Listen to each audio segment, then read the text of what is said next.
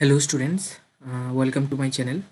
তো এর আগের ভিডিওতে আমি মডেল কোশ্চেনের টিপিএসসি বোর্ড থেকে যে মডেল কোশ্চেনটা দেওয়া হয়েছিল এই মডেল কোশ্চেনের আমি এমসিকিউ কোশ্চেনগুলি সলভ করিয়েছিলাম। তো এই ভিডিওতে আমি ভেরি শর্ট টাইপ কোশ্চেনগুলি সলভ করব। তো পুরো ভিডিওটা স্কিপ না করে তোমরা দেখতে থাকো এবং তোমাদের যে ক্লাসমেট আছে তো তাদের সাথে শেয়ার করবে, ঠিক আছে? আর যদি কোনো জায়গায় কোনো প্রবলেম হয় তাহলে কমেন্টের মাধ্যমে অবশ্যই জানাবে। তো শুরু করছি ভেরি শর্ট টাইপ কোশ্চেনগুলি। তো দেখো, তোমরা তোমাদের কাছে প্রিন্ট আউট থাকলে এগুলি প্রিন্ট আউটগুলি তোমাদের সাথে রাখো, তো বুঝতে সুবিধা হবে।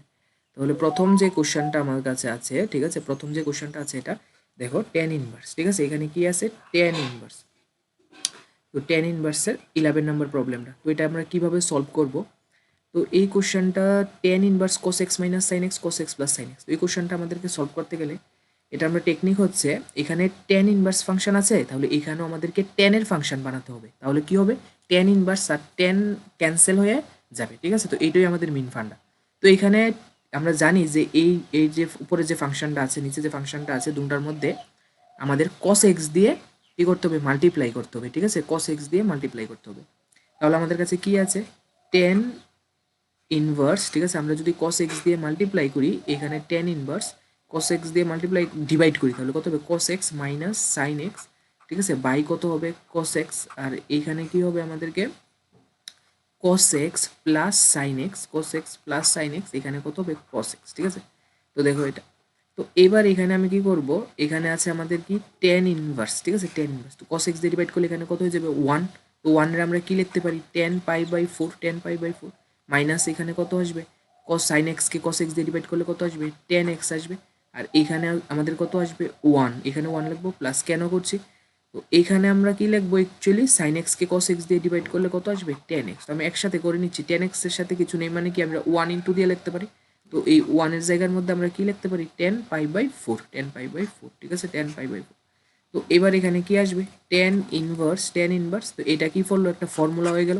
তো ফর্মুলার মধ্যে আমরা কি লিখতে পারি, tan pi by four minus কি হয়ে যাবে, এক্স হয়ে যাবে, ঠিক আছে? তাহলে টেন ইনভার্স আর টেন ক্যান্সেল হয়ে যাবে, তাহলে এখানে কত আসবে, pi by four minus x, তাহলে এটা হলো আমাদের আনসার, ঠিক আছে, pi by four minus x. তাহলে প্রথম যে কোশ্চেনটা আছে এটার আমরা সলিউশন করে নিলাম।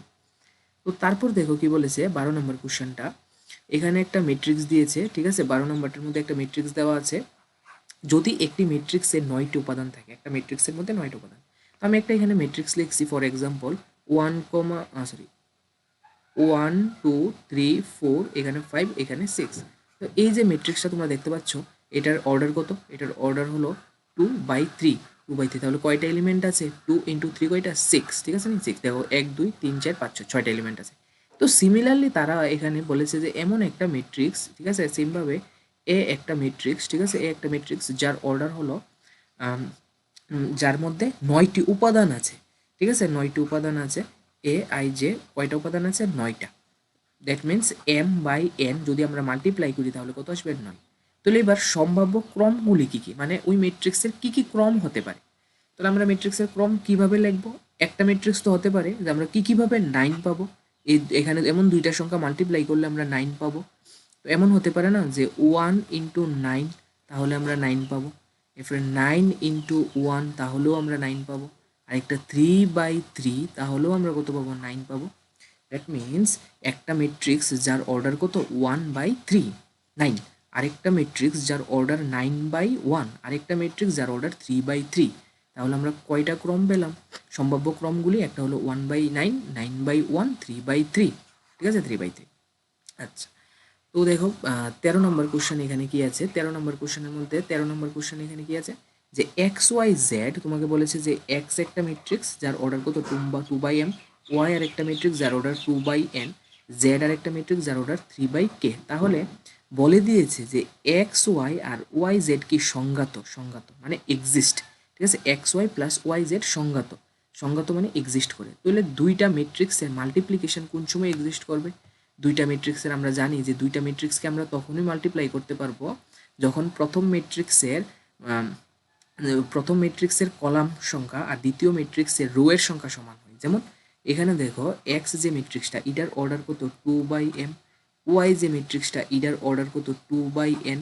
তাহলে এই যে এক্স ওয়াই সংজ্ঞাত হবে, তো সংজ্ঞাত হতে গেলে মানে তাদের মাল্টিপ্লিকেশন এক্সিস্ট, আর মাল্টিপ্লিকেশন কোন সময় এক্সিস্ট করবে, যখন এই দুইটা ইকুয়াল হবে, তখন এখান থেকে তুমি কি বলতে পারবে যে m ইজ ইকুয়াল টু 2। আর এই এক্স আর ওয়াই যদি আমরা মাল্টিপ্লাই করি তাহলে তো নতুন আমরা একটা ম্যাট্রিক্স পাবো না। ওই যে নতুন ম্যাট্রিক্সটার অর্ডার কত হবে, নতুন ম্যাট্রিক্সের অর্ডার হবে 2/n 2/n। তো সিমিলারলি এখানেও ওয়াই যে এটার অর্ডার কত 2/n, জেড যে ম্যাট্রিক্সটা এটার অর্ডার কত 3/k 3/k। তো এই দুইটার মাল্টিপ্লিকেশন কি বললো, তারা এক্সিস্ট করে। তাহলে মাল্টিপ্লিকেশন কোন সময় এক্সিস্ট করবে, যখন এই দুইটা কি হবে, সেম হবে। তার মানে n ইজ ইকুয়াল টু আমরা কি বলতে পারি 3, n ইজ ইকুয়াল টু 3। আর নতুন যে ম্যাট্রিক্সটা আসবে এই নতুন ম্যাট্রিক্সের অর্ডার কত হবে 2/k। এবার দেখো, এবার এখানে বললো যে এক্স ওয়াই আর ওয়াই জেড যে ম্যাট্রিক্সটা আসলো, এই যে সবটা এটা একটা ম্যাট্রিক্স প্লাস এটা একটা ম্যাট্রিক্স, তো এই দুটো শুধু আমি প্লাস করি তাহলে নতুন আমরা আরেকটা ম্যাট্রিক্স পাবো। এই নতুন ম্যাট্রিক্সটাও কি বললো, তারা সংজ্ঞাত। তার মানে সংজ্ঞাত হতে গেলে মানে দুইটা ম্যাট্রিক্স প্লাস আমরা তখনই করতে পারবো যখন প্রথম ম্যাট্রিক্সের অর্ডার আর দ্বিতীয় ম্যাট্রিক্সের অর্ডার কি হয়, সেম হয়। তাহলে অর্ডার সেম করণ মানে নাম্বার অফ রো আর নাম্বার অফ কলাম সেম। তাহলে এখানে কি হবে, নাম্বার অফ রো কত 2, এটার মধ্যেও নাম্বার অফ রো 2 সেম, এটার মধ্যে নাম্বার অফ কলাম কত n, ওইটার মধ্যেও নাম্বার অফ কলাম কত k, তাহলে এই দুটো সেম হইতে লাগবে। তার মানে n is equal two k। We have the value of n কত 3। তাহলে এটাকে আমরা এখানে কত বসাবো 3, ঠিক আছে, এখানে আমরা কত বসাবো 3। তাহলে আমরা এখানে ভ্যালু পেয়ে গেলাম, m এর ভ্যালু কত আসলো আমাদের কাছে, m এর ভ্যালু আসলো 2, তারপর n আর k এর ভ্যালু কত আসলো 3, ঠিক আছে। বাস, তো এটা সলভ হয়ে গেল। এবার দেখো নেক্সট 14 নাম্বার, ঠিক আছে। তো 14 নাম্বারের মধ্যে আমাদেরকে কি বলেছে, যে বিস্তৃতি না করে, ঠিক আছে, বিস্তৃতি না করে নির্ণায়কের ধর্ম প্রয়োগ করে বা বিস্তৃতি না করে, ঠিক আছে, ভ্যালু ভ্যালু নির্ণয় করতে। তো এটা আমরা কিভাবে সলভ করব, তো এটা সলভ করতে গেলে এখানে trial and error method use করতে হবে। ট্রায়াল অ্যান্ড এরর মেথড মানে দেখো একবারে নাও হতে পারে, চেষ্টা করতে হবে আমাদের। তো এখানে দেখো এই যে সংখ্যাগুলি আছে 75, 65, 52, এগুলি বাকি রো এর সংখ্যাগুলির সাথে কোনো মিল নেই, ঠিক আছে। বাকি রো এর যে ভ্যালুগুলি আছে ওই ভ্যালুগুলির সাথে কোনো মিল নেই। তাহলে এখানে আমরা কি করতে হবে, এই ভ্যালুগুলি ফাইন্ড করতে হবে। তো দেখো এখানে আমরা কিভাবে করতে পারি, ওয়েট,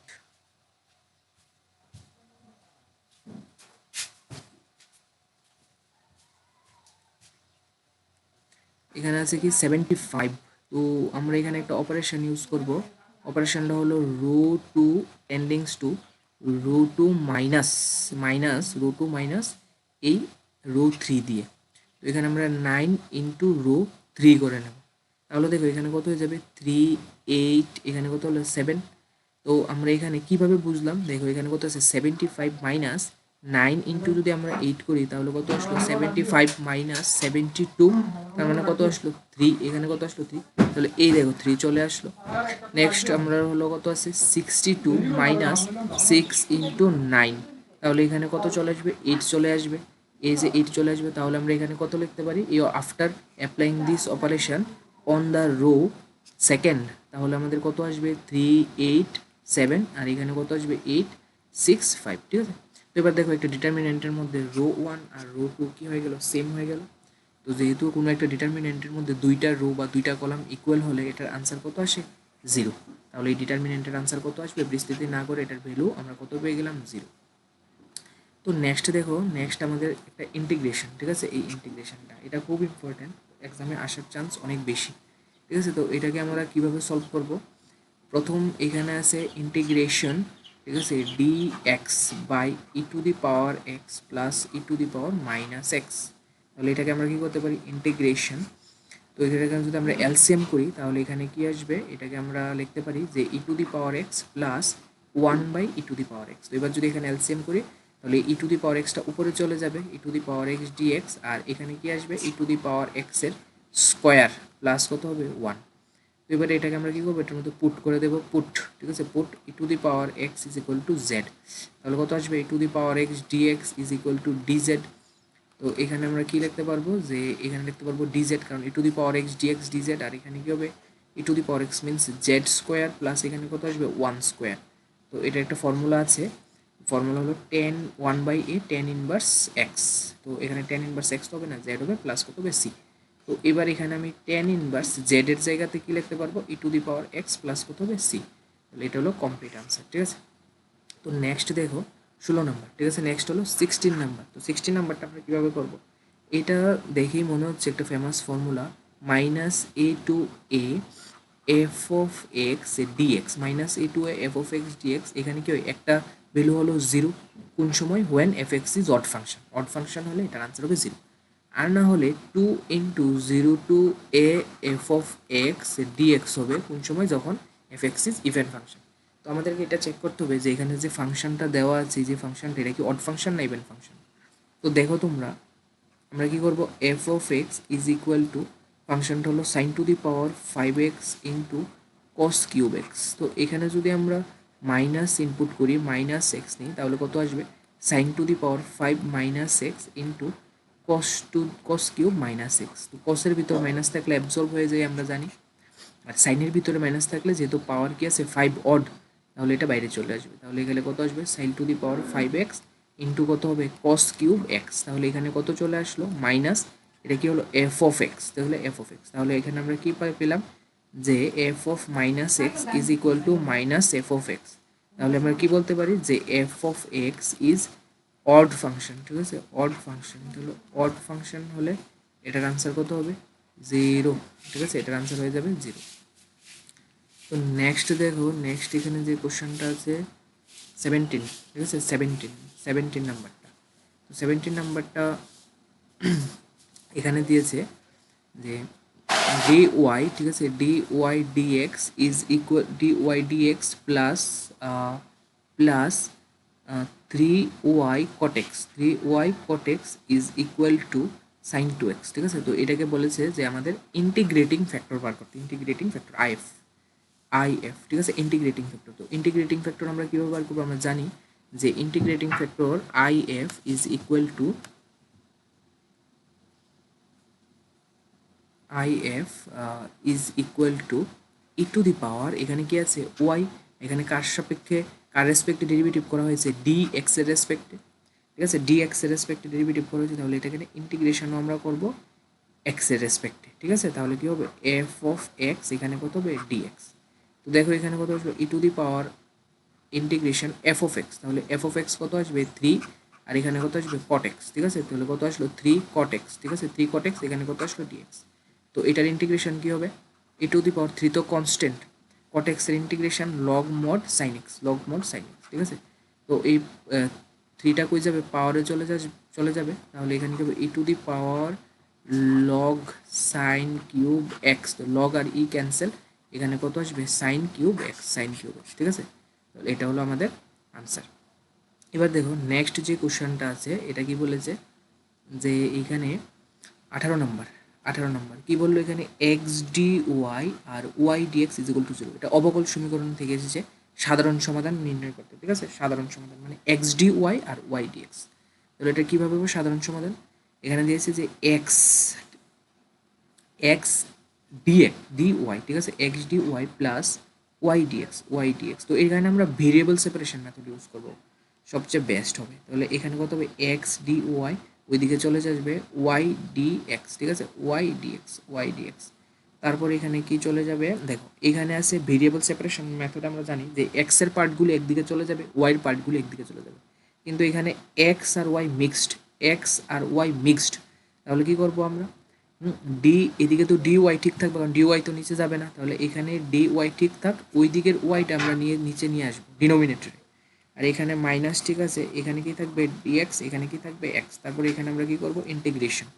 আফটার অ্যাপ্লাইং ইন্টিগ্রেশন, তো এখানে আমাদের কি হবে, লগ ওয়াই, তাহলে আমরা জানি এটা কি হবে, log y is equal to minus, এখানে আমরা কি দিয়ে দেবো, লগ এক্স প্লাস, এখানে যেহেতু দুটার মধ্যেই লগ আছে আমরা লগ সি ইউজ করব, ঠিক আছে। তো এবার দেখো এখানে কি করা যায়, তো এখানে লগ ওয়াই প্লাস এই লগে, এটা আমরা এদিকে নিয়ে আসবো, তাহলে কত আসবে, লগ এক্স, ওইখানে কত আসবে, লগ সি। তাহলে এটাকে আমরা কি করতে পারি, log x plus y, log x plus log y হয়ে যাবে log x into y is equal to কি হবে, লগ সি। তো লগ ক্যান্সেল হলে এখান থেকে কত আসবে, x y is equal to c. এটা হলো জেনারেল সলিউশন, ঠিক আছে। তারপর দেখো এরপরে 19 নম্বর কোশ্চেনটা, এখানে কি বললো, 19 নম্বর একটা ভেক্টর দিয়েছে। তো একটা ভেক্টর, এটার বললো যে আমার দিক কোসাইনগুলি ফাইন্ড করতে।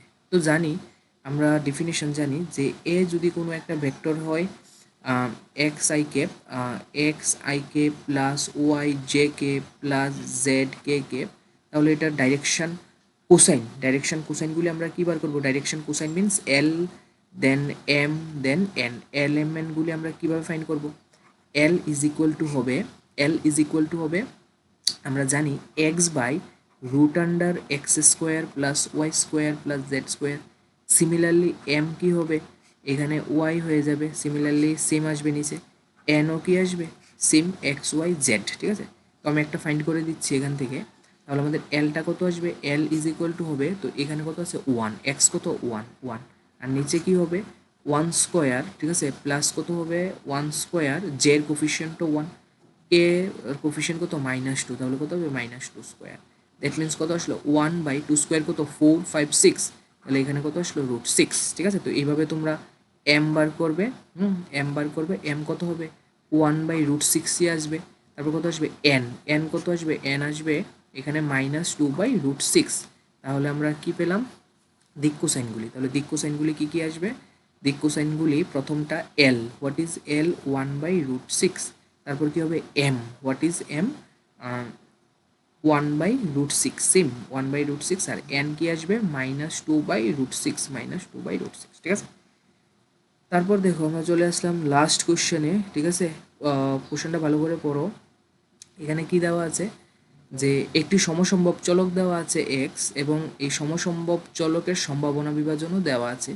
তো এই সম্ভাবনা বিভাজন থেকে আমরা এখানে সলভ করে আমরা এক্স এর মধ্যক বা প্রত্যাশা নির্ণয় করবো। দ্যাট মিনস এক্সপেকটেশন মানে যৌগিক গড়। ঠিক আছে, আমাদের গড় নির্ণয় করতে হবে। তো আমরা জানি যে এখানে দেওয়া আছে যে এক্স এর মধ্যক বা প্রত্যাশা। ঠিক আছে, প্রত্যাশা এটার মানে কি? মধ্যক মানে গড়। ঠিক আছে, তাহলে গড় আমরা কিভাবে লিখি? এক্স বার দিয়ে। তো x bar is equal to কি আমরা জানি? Expectation of x. ঠিক আছে, এক্সপেকটেশন অফ এক্স। তো এটার একটা ফর্মুলা আছে, এটাও আমরা জানি যে summation I is equal two 1 to n এখানে কত হবে? X I. ঠিক আছে, এক্স আই এখানে কত হবে? P I. ঠিক আছে, P I probability of I, যেখানে ঠিক আছে আই ইজ ইকুয়াল টু কত থেকে কত হবে? 1, 2, 3 ... অবধি। ঠিক আছে, এন অবধি। তো এখানে দেখো এক্স আই মানে এই যে এক্স এর ভ্যালু কত? 0, এটার করসপন্ডিং প্রবাবিলিটি কত? 1/8। তাহলে কত আসবে? 0 ইন্টু কত আসবে? 1/8। এখানে কি আছে? সামেশন মিনস সবগুলি প্লাস।